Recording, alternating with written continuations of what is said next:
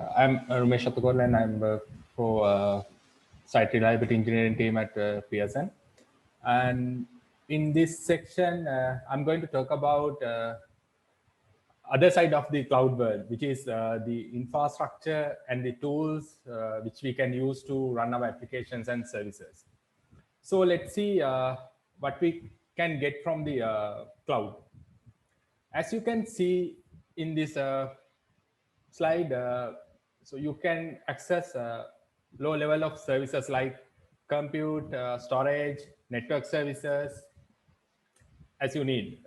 Also, you can access some services like identity management, runtimes for developers to test their codes, and database systems, queuing services. Furthermore, you can have monitoring system, content delivery systems, billing for cost analysis, and many more. I think this is what we expect from cloud infrastructure. So let's look at where is this cloud infrastructure runs. It is full of high performance computers, storage, and network, which are configured in high available manner and low latency data centers. These data centers are interconnected with high throughput network connectivity to provide better interconnectivity and serve these services via internet or the intranet. Let's see. Okay, so in cloud deployment model, so we have different cloud deploy models where we can achieve our application delivery process. First one, of course, it is public cloud, which is the most commonly used deployment method, and these cloud services can be accessed over the internet. And the next one, so in cloud, of course, you can utilize hardware and software. Some cloud providers supports bare metal services as well. And next one is private cloud.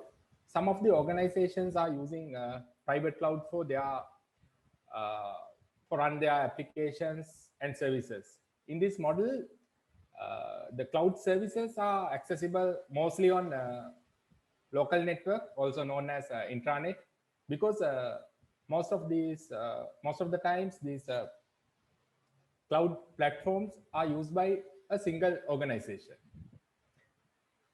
There is another cloud deploy model, which is the hybrid approach. There the organizations are using both private and public model to host their applications and services depend on their requirements.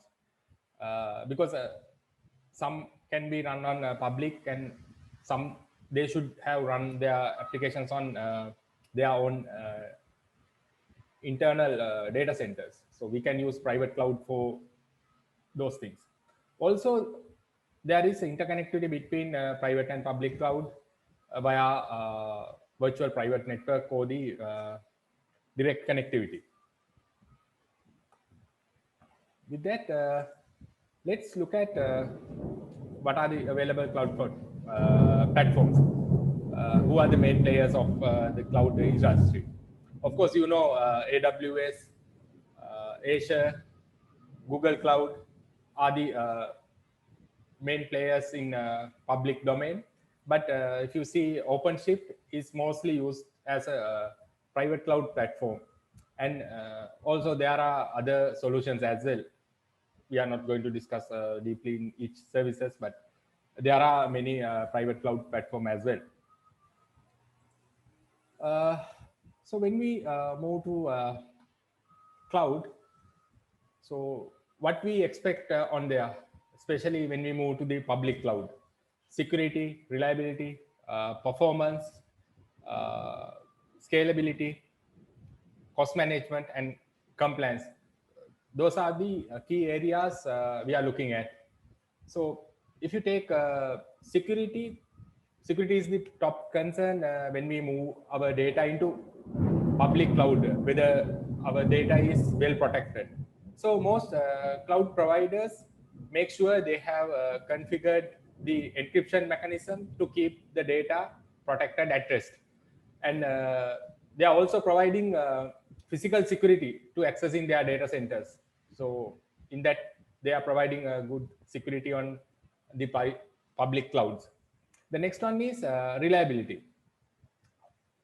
Most cloud service providers offers service level agreement SLAs for their services. Most of the time they have some nines of percentage for their service uptime, mostly 99.9 or more nines. So if there are any failures, so if they unable to meet their commitment, so you will receive some service credits as well. That gives the reliability of that platform. The next one is performance. So cloud performance monitoring allows organizations to get a better idea of quality of cloud services that they use. The other one is scalability. Scalability is the ability of, I'm sorry, power went. So let me try to.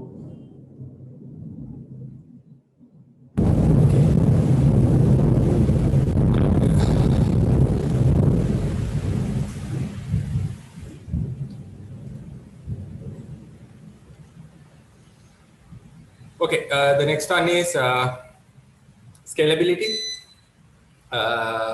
which is the ability to scale the resources when need. So, sorry, I'm having some issues. All right.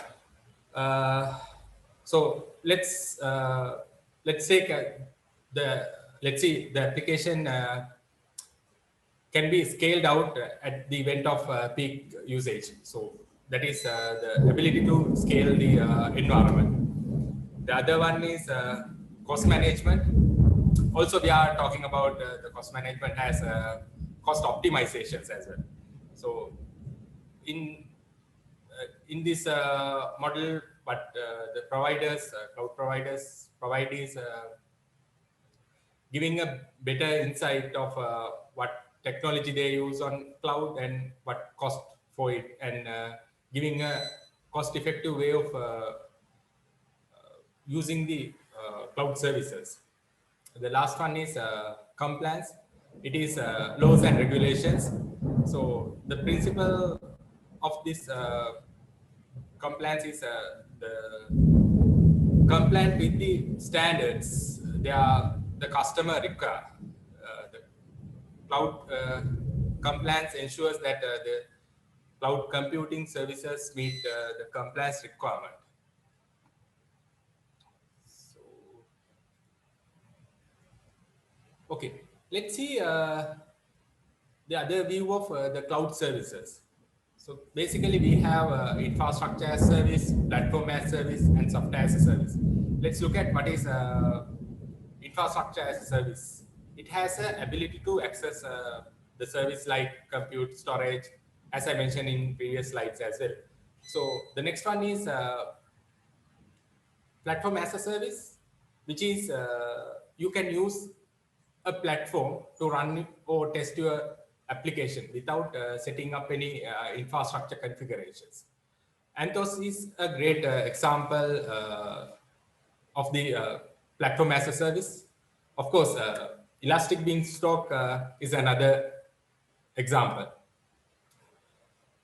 Okay, the final one is software as a service. Usually, users just need to consume those services via its API. So you don't need to create some services. You can directly use cloud services.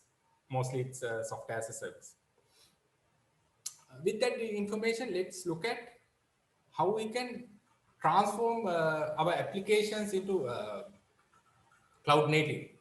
So when we transform our applications into cloud native, we need to take a look at the current application behaviors. As you know, monolithic applications are built as a single deployable unit. So we need to have a approach to deploy those applications into cloud platform, especially when we do lift and shift work. Or we need to identify how we can segregate these applications into small parts according to its features. We call it as microservices. Then we can see how we can deploy the applications on cloud platform. Let's see, I will have another view.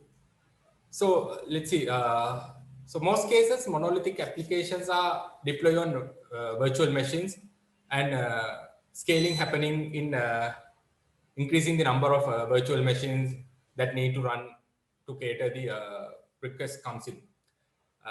However, when we look at the microservices, those can be scaled at each service component level. So we can increase service by service, and if you want to deploy, we can deploy service by service. So to do that, so we are talking about the containerization for fast delivery process. Let's see. So what is containerization? So basically, it is isolating the application binaries along with its required libraries and build an image which we can transport to different container engine or the different locations very quickly. So Docker is a common used container engine, because if we say containerization, sometimes we are saying Dockerization, because Docker is very famous one, and we use Docker to do the containerization works. However, there are other container engines as well, so like LXC. Also, let's take a look at why we need orchestration. So when we talk about container orchestration, first we need to, what is the first one we are getting in mind? It's Kubernetes. Most of the cloud providers have their own flavor of Kubernetes solution. For example, AWS has their own EKS solution, and they also have a non-Kubernetes orchestration solution as ECS. Google has its own GKS, and Azure also has their own solution. Let's assume we have only one service to be run on a container platform. Simply, what we can do is we can use a container engine, and we can directly run it without any problem. If there are any failure in the container image or the host server, we can migrate it to another host or restart with the restart the service. However, if we have thousands of services and hundreds of container engine hosts, how we can manage those services and hosts without any manual intervention? So Kubernetes helps to identify how many services are running on each host, and do the auto healing for each services, and it gives service discovery, ingress, egress, traffic routings, and many services. So which saves a lot of human hours. With that, once these things happen automatically, so how we can see what happened to our applications. To do that, observability tools comes into the picture. In the observability, there are main three pillars: logs, matrices, and tracers. So in logs, we used to push our applications logs into centralized log location like Elasticsearch service. Most of the time in containerized platforms, we are using Fluentd as a log shipper. Then when it's come to matrices, it is a numerical representation of utilization of each component. So we can analyze the environment's behavior, what happened inside the environment. So Prometheus is one of favorite tool I'm using to get those matrices. And the last one is traces. It is the better way of identify where is the performance bottlenecks are. Like if we have a distributed system, so we can see all the traces happen, which service call to which service. And if we see any latency on one services, we can quickly fix those things. Jaeger is a better tool which provides a better view of tracing in the observability. So there are a lot to discuss on this cloud domain and infrastructure. I hope you get some knowledge on cloud infrastructure and the transformation. And please use to it. Thank you.